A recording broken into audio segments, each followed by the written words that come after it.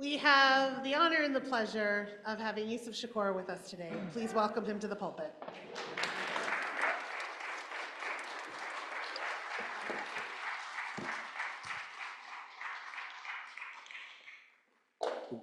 Good morning, and what up, though? Just a few corrections. My name is Dr. Yusef Bunchy Shakur. I am not the author of Who's Afraid of a Black Detroit. That is actually the title of a podcast I was a part of. I am the author of The Window to My Soul Looks Back, and I also have Redemption Road, a documentary about my life. And I'm currently working on a new book called Dear Ava Joe, which is letters to my mother. Thank you all for having me here this morning. Speaking at church is not something I do often, but I've done in my past, so I ask you guys for patience. And that patience, for me, is to think about the time that we're in. Not beyond just the walls and where we're at in relationship to what's going on at the highest office in this country, but more importantly, in this month, Black History Month. A lot of us criticize it because it's the 28 days, but in our criticism, do we know why it was selected this month? And who created it, which was Carter G. Woodson. And it was originally called Black History Week. And it wasn't to the 60s that others petitioned for it to be a whole month. But Carter G. Woodson selected February in honor of one of our greatest organizers, our greatest orators, which was Frederick Douglass. His birthday is in Black History Month. And in that honor and in that tradition, it makes me think about one of his greatest speeches, which is, if there's no struggle, there's no progress. He says, those who profess to favor freedom and yet depreciate agitation are people who want craps without plowing. We want food without getting our ass up and going to the grocery store. We want certain things, but the question, what are you willing to do to be able to make those things happen?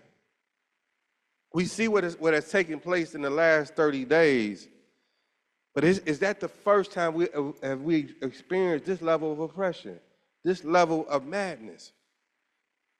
No, it's not. You see, when there's the opportunity to experience darkness, we cannot allow someone to put out our light.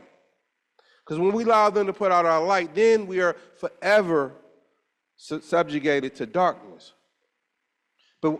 And to be subjugated to darkness in that manner is to give up our ability to fight. We have a human right to fight. And in a human right to fight, we have to ask ourselves, is racial and social justice enough?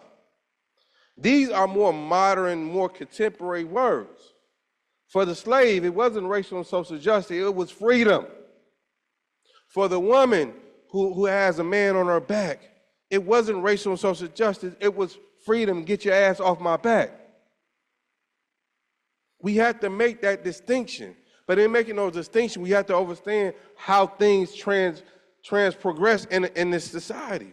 And we incorporate new academic terms into our lexicon. A lot of times we talk about like our pronouns, which is a new terminology relatively in the last 6-7 years. And people ask me, like, what is your pronouns? And I say black. And I'm like, what do you mean black? Like I said, black. Because I am oppressed because I'm black first and foremost. My mother was oppressed because she was black first and foremost. Then because she was a woman, and et cetera, et cetera. But it's in that allyship, it's in that intersectionality that I can see your oppression, but can you see my oppression? See, we can't be so intersected that we erase others for the need for allyship. And this is where we get so far ahead that we forget those who was already struggling, who was already going through ordeals, who was fighting. You see, the dynamics of, some of you all may say white supremacy, I say white hegemony. You said, why you say hegemony? And the reason is, the application is much better. Whenever you get a chance, let's look the word up, where it talks about a culture, how a culture operates, in particular, oppressing, exploiting another group of people. When you say white supremacy, you're not better than me. It is actually your inferiority that allows you to think that you're better than me. So I'm not going to feed into that by saying white supremacy. I'm going to call it what it is. White hegemony, a system that operates on the oppression of other people. So white hegemony is not just a threat to black people, to brown people. It is a threat to humanity. It is the responsibility for all of us to fight our ass off to eradicate it. I repeat, to fight our ass off to eradicate it. When you look at this election that we just had, in most elections, I don't vote. That's just my choice. But I chose to vote this year because I was voting against patriarchy. I was voting against patriarchy. And why was you voting against patriarchy? Because there was a black woman that was running. And when she decided to run, there was a campaign that was created immediately, I'm with her. It made me think about the last time I voted in a presidential election, which was for Obama. And I voted then because of the momentum of seeing elders weeping and the opportunity, the hope, even though I thought otherwise, but I got caught up in the moment, that's being human, right? That's a human experience. But there was no need for a slogan, I am with him. It was just thought that that's what we do. We get behind our men. We get behind our husbands. We get behind our fathers. But that same thing didn't happen for a black woman. Whether you voted for it or not is not the point I'm trying to make. The point I'm trying to help us examine is the social dynamics, how they operate. See, you can't be for justice if you're not against patriarchy. You cannot be for justice if you're not against the evils that's preventing justice from happening. Brian Stevenson says the opposite of poverty is not wealth. The opposite of poverty is justice. The opposite of sexism is not hiring more women. It is justice. Like, I don't need you to help me because I'm poor. I need you to help me to remove why I'm poor. It has happened so often in our country that we think that it's just fucking normal. In the sense as if I was just born into this, is just the way it is. Poverty is woman-made, man-made. It is a byproduct of an economic system that has to create others. And in creating others, it others. The fact that we're in a suburb that offers other things than Highland Park. We just want to use Highland Park for example. And then we'll say, well, why is it not the same? So where I work at the Michigan Roundtable, where our name used to be Michigan Roundtable Diversity Inclusion, we changed it to Michigan Roundtable for Just Communities. Not because of what's going on, but because we demanded of ourselves that justice is what we're fighting for. And asking that question of, do everybody live in a just community? No, they don't. And if they don't live in a just community, now we have to search for the answer. Why don't they live in a just community? Because that is their God-given right to live in a just community.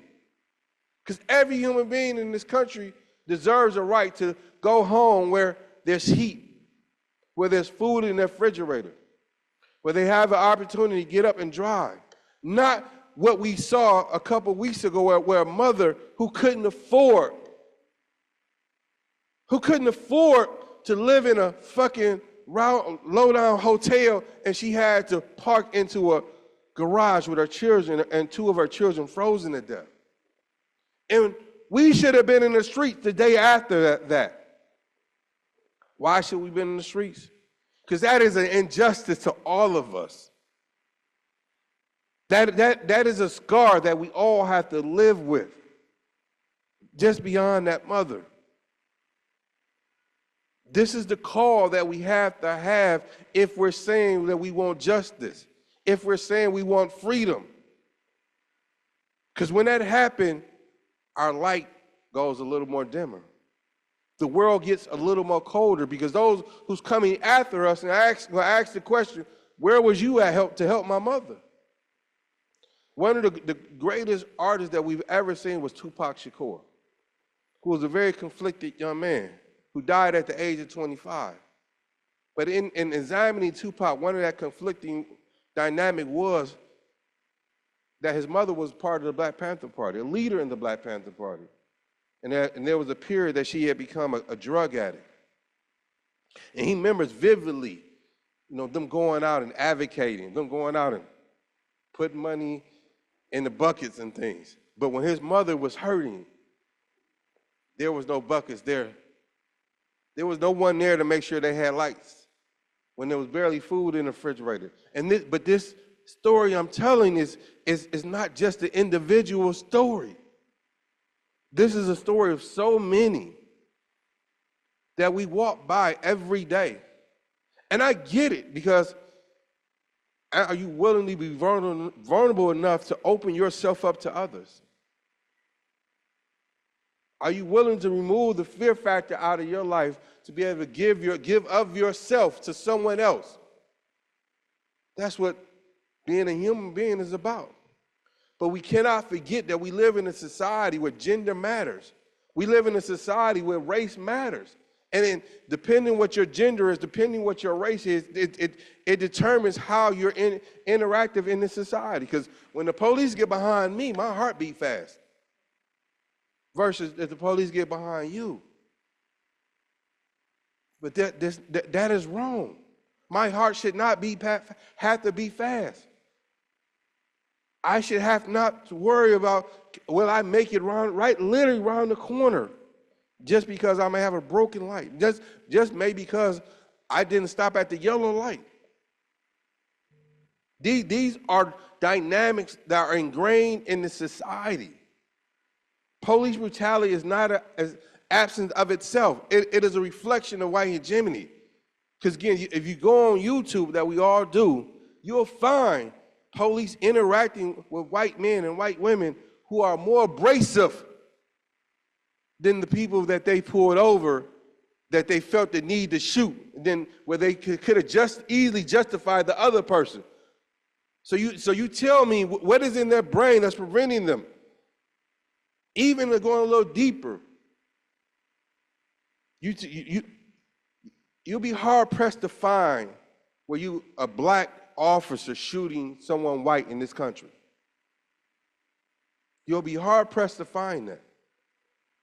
Why? Because that's not what they've seen. That is not the orientation. They may whip their asses, but shooting them is something totally different. And I'm not advocating for that. What I'm saying is there's something wrong in the society that we live in that continues to perpetuate these dynamics that we've embraced, that we live with. And why we live with, because there's a contradictory. We want freedom, but also we want to just be able to live our lives too. And I get it, because every day I don't want to get up and fight, but I have to. We have to. Apartheid would not be if they didn't get up and fight every day. Slavery would not have changed its face if folks didn't get up and fight every day. Like I in the honor of Black History Month, I challenge you to close your eyes and imagine what would this world would be without a Harriet Tubman? What would this world would be without a Martin Luther King? What would this world be without a Student Nonviolent Coordinating Committee? What would this world be without a Black Panther Party? A Malcolm X, a Frederick Douglass, a Ida B. Wells? We would still have tyranny at another level. And what we see in Trump is nothing but a exhibiting of Nixon, of Ronald Reagan, of Clinton, of the Bushes, all in one. the policies, the ideas. But more importantly, when you look at the election, the red and the blue, it was neck and neck. And it's not the responsibility of black people, it's not the responsibility of brown people to be the deciding factor between white people and their fucking problems. That's too much to try to put on us when the work is not being done with white people. This is a white people problem. When you look at the numbers tell you that. I remember last year or a year before, I was driving up to Battle Creek, but I was in Lansing, so it took me all the way around. I was in some place called Charlotte. I was in Charlotte, Michigan. Like, I didn't even know there's such thing as a Charlotte, Michigan. All right, but it's beautiful. It's daytime. I'm like, I love the sightsee. I'm driving and sightseeing at the same time. But then the thought came to me, what if I get caught out here at nighttime? Let me hurry up and keep it moving. I couldn't even enjoy because there's a halo that continues to go over me. The reality snatched away from the possibility of what it just to be human.